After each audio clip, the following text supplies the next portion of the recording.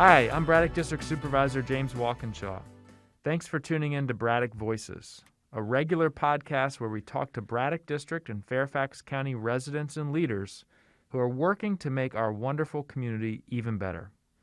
To stay up to date with future episodes, community news, and local events, make sure to sign up for the Braddock District email list by emailing us at braddock@fairfaxcounty.gov, or just give my office a call at 703-425-9300 to subscribe.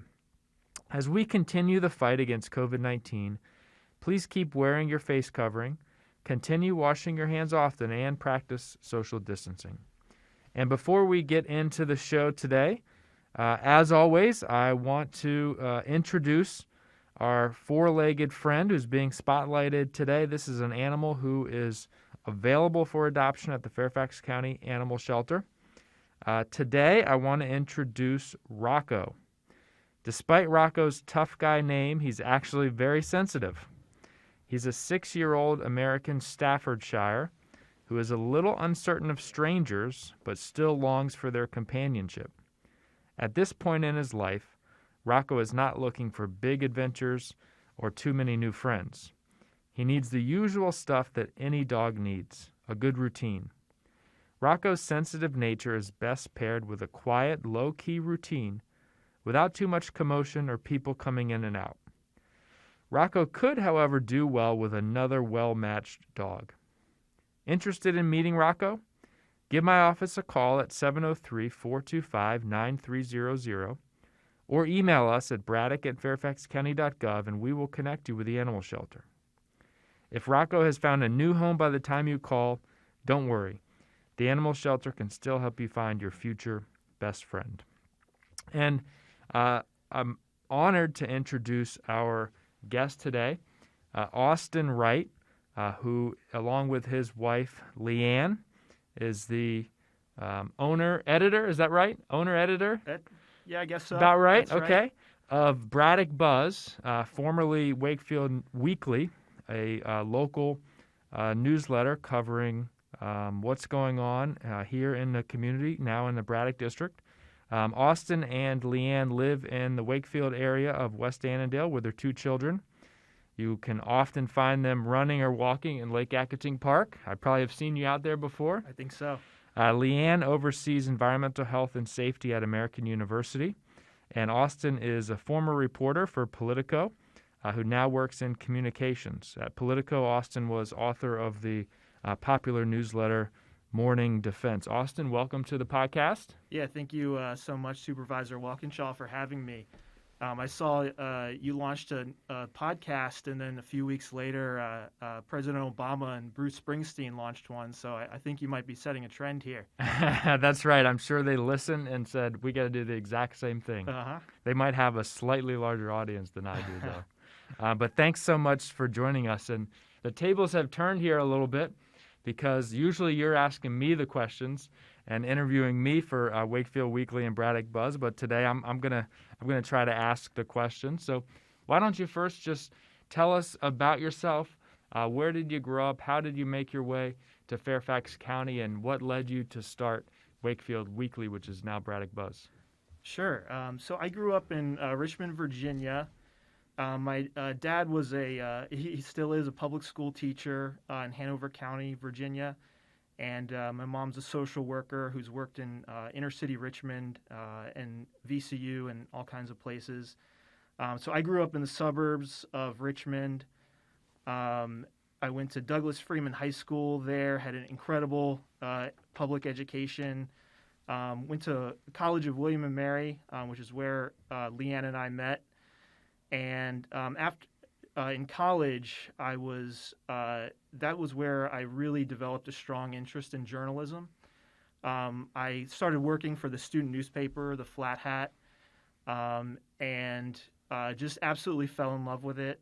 I think I spent much more time there working at the Flat Hat than I did working on my academics.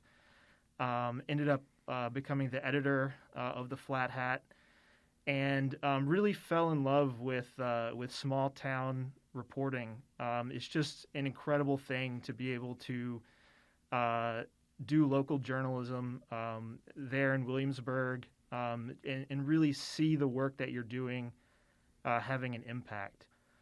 After college, I started with an internship at the Chronicle of Higher Education. Ended up getting a job at Politico. I started as a web producer there, which is kind of the entry level job where you're basically moving things around on the website. But in my spare time there, I was helping out with defense reporting. And when the author of Morning Defense, which is their popular morning newsletter for defense issues, when that author left Politico, they offered me that job. And so at Politico, I got to cover defense, the Pentagon. I worked in the Pentagon for a year. I got to cover Congress. I worked in the Capitol for a while. Just a really incredible experience where I just learned so much and got to really see history unfolding right before my eyes. I worked there for about 7 years. And then when Leanne and I, when we had our children, I decided it was time for a change and decided to move into a new career field, communications, that wouldn't be quite as intense, so that I would have more time for my family, which has turned out to be a really good decision for us. But I definitely haven't lost the itch for journalism, and so I think when the pandemic hit, I was really feeling kind of a thirst for information and also kind of a desire to connect with other people, especially during quarantine. And I had been tossing around ideas for launching kind of a local news outlet for a while. And I think it was the pandemic that really kind of crystallized it. And I started laying out plans to Leanne for, hey, here's what we could do. And I think in a few months we could start this. And Leanne, who I think has a good business mind, she said, you should start it this week. Because I think she knew that this is the kind of thing you just have to do and learn as you're doing it from experience. So I did. We launched the newsletter that week in April of last year during the pandemic, and sent the first edition out to about 40 people whose emails we happened to have. And on that first day that we sent it out, it got shared on a few of the neighborhood newsletters, and over 100 people signed up for it that first day. Since then, it's been a really fun journey. We've had over 900 people sign up, and I think there's definitely the same hunger for information and a desire to feel a connection with the community that I felt that led me to want to start this newsletter. I think other people are feeling that too, and that's part of why we've seen people signing up, and I hope people are enjoying it. Yeah, thank you. Great. That's a great synopsis of how you got here. And one of the things that struck me, and you and I were on Capitol Hill at the same time. That's right. We had some overlap when I was working for Congressman Connolly, and being a reporter on Capitol Hill in an odd way, even though you're covering national and international issues, it is kind of a small town, in that it's a relatively small group of people, many of whom know each other, and has kind of a strange but similar atmosphere to a small town. So maybe you were following your passion for local news even when you were on Capitol Hill. Questions I want to ask, a little bit about specifically Braddock Buzz, and then get into kind of broader issue of your perspective on local news and the future of local news. But how did you decide to make the shift from Wakefield Weekly to Braddock Buzz, which I think is great, but I was a little bit surprised because I was kind of thinking most people associate with maybe their neighborhood or Burke or Springfield or Fairfax County or Northern Virginia, Braddock District as such, which is the something that I think about each and every day, but most people probably don't associate that I live in the Braddock District necessarily. Mm-hmm. What made you kind of expand your focus from Wakefield to the broader Braddock District? Yeah, so on that very first day, actually, that we sent out the first newsletter, we got a few questions from people asking why we had named it Wakefield Weekly.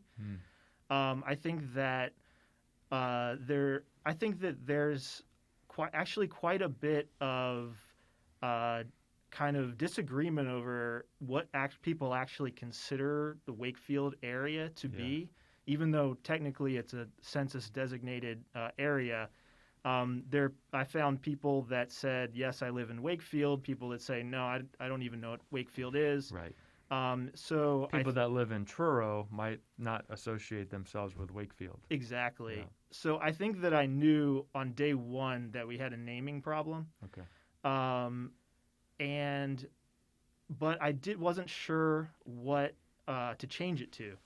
And so we did a poll of our readers at one point, and some people offered some suggestions, but I figured we would just go with it for a while. You know, earlier I referenced how my wife, or Leanne, her instinct was that we needed to just learn as we go. And I figured we would just go with it for a while and kind of just see where felt right. And I guess it was probably, it was the beginning of this year that we decided to make the switch. And I think after doing it for a while, it just felt that we needed something larger to anchor the newsletter to, and that increasingly we were covering issues that affected the entire district. We were increasingly writing about things that you, Supervisor Walkinshaw, were doing. We were increasingly interviewing and talking to our school board member, Megan McLaughlin. Mm-hmm. And so it just felt like anchoring it to our political district was the right way to go. It's also, we live in kind of an interesting place that isn't clearly anchored to any geographic location. You know, technically we live in Annandale, but we're on the other side of 495.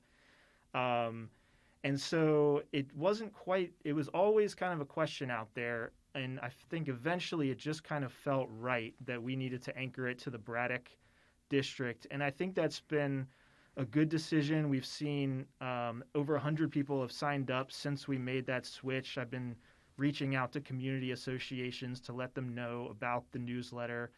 And so I think doing that has been right and has allowed us to really have a strong focus on covering one political district that I feel like doing this as a side project part-time, I can really cover that right. I think if we went any bigger than that, it would be very hard for me as someone doing this as a side project to feel like I'm truly doing it justice. Yeah.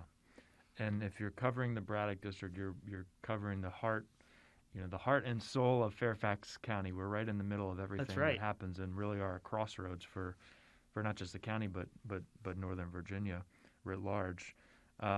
Before we get into kind of local news and the future of local news, a selfish question maybe, based on the work that you've been doing with your coverage in the Braddock district and the dialogue with your readers, are there any key issues that you feel like maybe are on people's minds or need to be on people's minds that aren't getting the attention that they should? Anything bubbling up out there that folks listening might want to be aware of and that I might want to be aware of? Yeah, so I think, one of the things that I enjoy most about doing this is getting to write about things that wouldn't otherwise have been reported. When I was at Politico reporting on national issues, that would happen occasionally where I would get a true scoop where I would feel like I reported something that otherwise would have gone unnoticed. But for the most part, reporting on national issues in a hyper-competitive landscape, the vast majority of things that I reported on were things that my competitors were also reporting on, things that if I wasn't there would have still attracted attention. And so being able to do this at a very local level, and almost every edition we put out, I feel like there are multiple items in there that have would not have been reported were it not for Braddock Buzz. That's a really good feeling, and something that I've just really enjoyed about this. There have been a number of issues that we've brought attention to. The Canterbury Woods trash petition is something that we've been reporting on, and I think is really quite amazing and interesting that an entire neighborhood was able to get the votes to vote in a petition to leave their private trash collectors. Just a really interesting issue there. I also think some of the biggest issues that we report on and that I feel most strongly about have to do with the kind of things that you might not expect to be happening in a county as wealthy as Fairfax County, such as like food insecurity. Mm-hmm.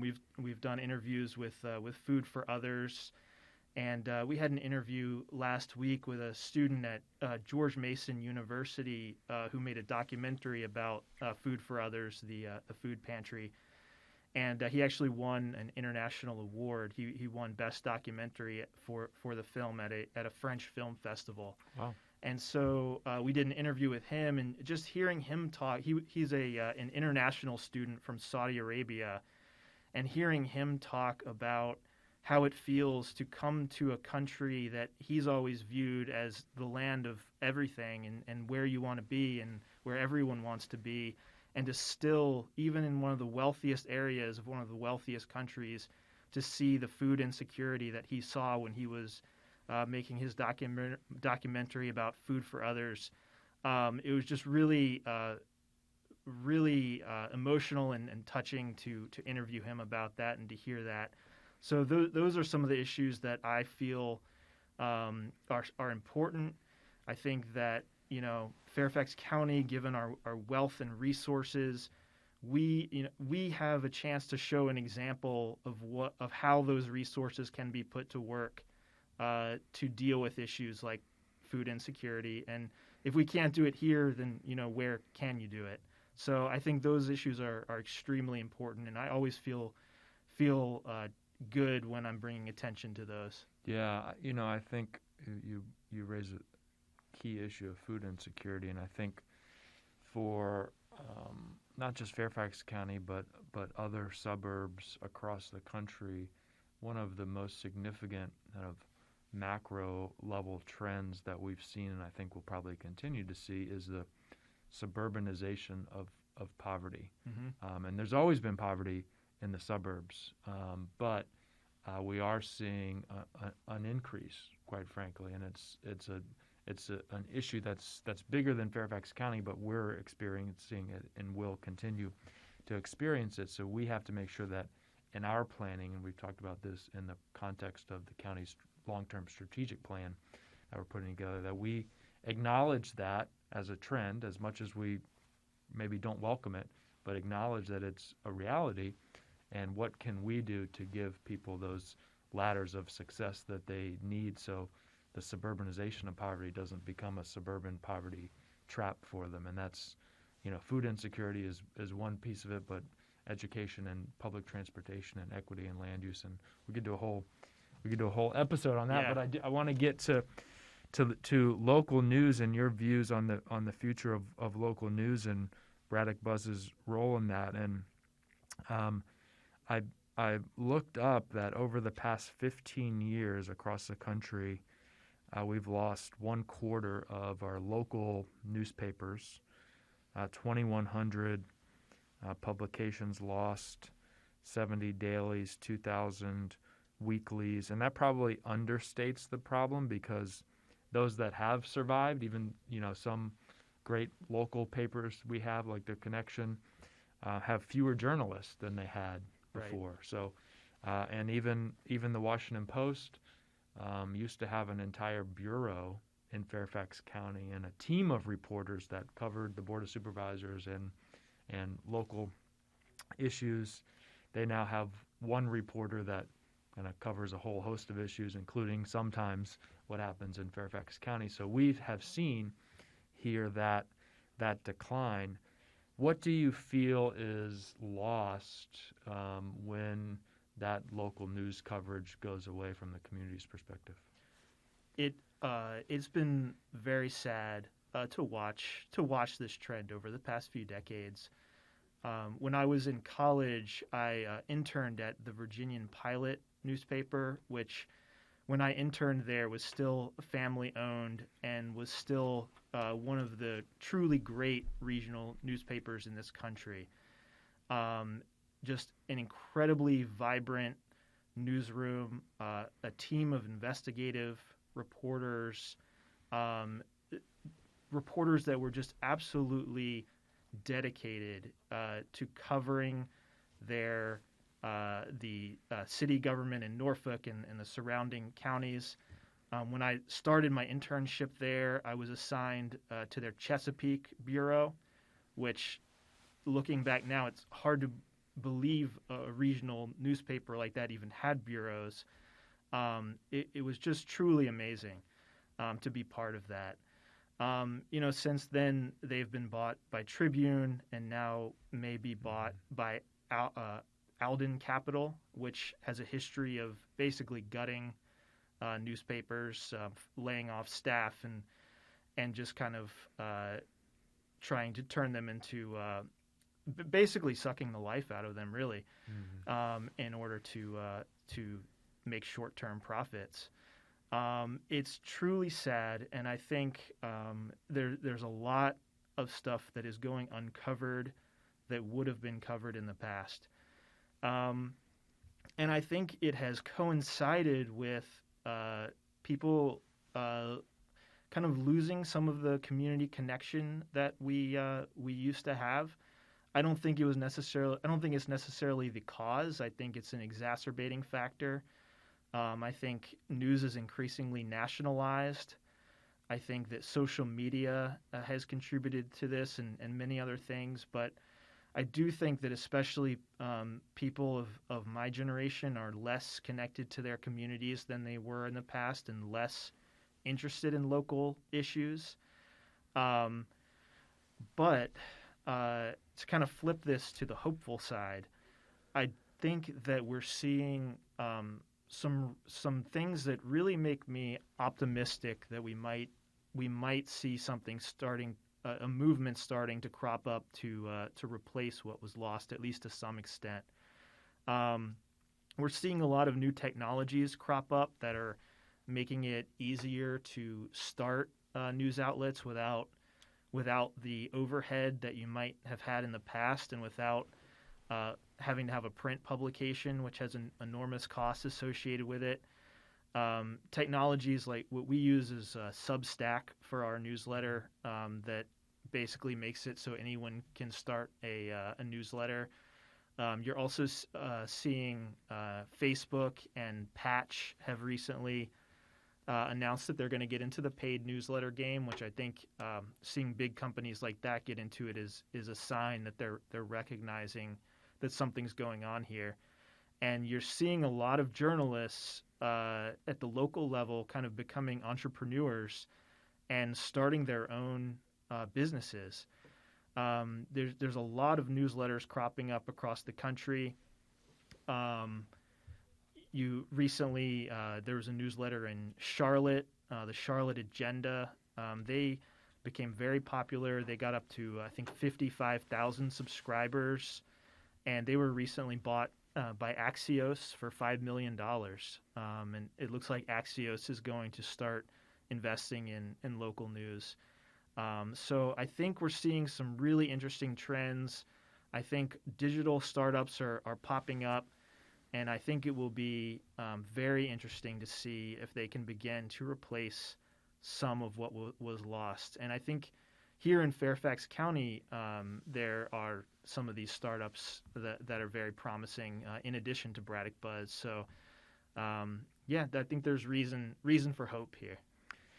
Yeah, one of the things that maybe people don't realize about the role historically of local and regional newspapers is the really key role in bringing to light public corruption. Mm-hmm. I think people are under the impression that it's the FBI that, identifies the mayor who's taking bribes or the Right. member of Congress who's taking bribes, when most of the time it's local or regional or national journalists who uncover it and bring it to light, and then law enforcement gets engaged after the fact. And Right. I saw a study one time, and it was talking about members of Congress and the fact that there was a higher percentage of African American members of Congress who had been indicted or had to resign because of corruption scandals. And some people concluded, well, African American members of Congress or elected officials are somehow more corrupt, which of course isn't true. But what the study found is that they were more likely to represent areas that had newspapers with the resources to Wow. investigate Uh-huh. these kind of incidents, right? And D.C. and the D.C. City Council is a perfect example, right? Because the Washington Post is there. Right. Historically, they have uncovered some scandals, whereas the local city council in a small town or rural area that has lost their newspaper, quite frankly, those elected officials, if there's no journalistic watchdog, can operate with impunity. Right. And there's corruption going on that's not being uncovered. The FBI is not there looking for it. They're waiting for someone to tell them so they can go investigate it. So journalism and local journalism has played really a key role in tamping down public corruption, and it's something that I worry about a lot. And maybe these kind of micro entrepreneur ventures can play that role. I guess one of the things that I wonder and worry about, because you laid out an optimistic, potentially optimistic scenario for kind of a revival here of, one or two person newsletters covering local issues. And how, I guess in that kind of situation, we're hoping that the people who run them are responsible. Some are maybe professional journalists like Mm-hmm. yourself, but some aren't. And when you had a newspaper, not the newspaper's always responsible, right? But there's a set of standards Right. and expectations in terms of sourcing, in terms of verifying facts, and if a reporter or newspaper didn't follow them, there was, if nothing else, a reputational risk or hazard. And what you're describing is a little bit of a wild west of anyone can start a newsletter and start covering, their local issues, and are they doing it responsibly, and who polices that, and how is that policed, and how do the readers determine who to trust and who not to trust? It seems like a big challenge. Right. No, I think that's an excellent point, and it is a concern. I will say that from doing a newsletter, there is the incentives are a little bit different in the newsletter world than they were, for instance, when I was at Politico reporting for a website, and I think that difference can help with this problem a little bit. I will say when I was at Politico, the incentive is to try to get people on the internet to click your headline. And essentially, while journalists, I think, try their very best to report the news accurately, fairly, objectively, that incentive is there, and it does make a difference. And I think that when you're writing a newsletter that's going into people's inboxes, and essentially you're basically just depending on whether or not, in a lot of cases these are paid newsletters. Braddock Buzz is not, but a lot of others have moved to that model of having their subscribers pay. I think when you're working directly for the subscriber and you are emailing a newsletter to them and you're dealing with local issues, you don't necessarily have the same incentive that you have when you're trying to put a headline up on a website and hoping that people, will tweet it out or click it. And I think for me, it's been very liberating in that I feel basically able to be very transparent and honest and report the news in a much more just straightforward way, rather than worrying about whether or not my headline is going to be kind of sexy enough. Because when people are scrolling through a newsletter, that just doesn't matter in the same way. And I think that incentive does help here, and I'm hopeful that it will make a difference. All right, well, that's a positive note, and we're going to have to wrap up. We're out of time. We'll wrap up on that positive note. It's been great to have Austin Wright from the Braddock Buzz with us today on the Braddock Voices podcast. And just a reminder, if you want to learn about future episodes of the Braddock Voices podcast, sign up for our email list by contacting us at braddock@fairfaxcounty.gov or call the Braddock District Office at 703-425-9300. Thanks for listening.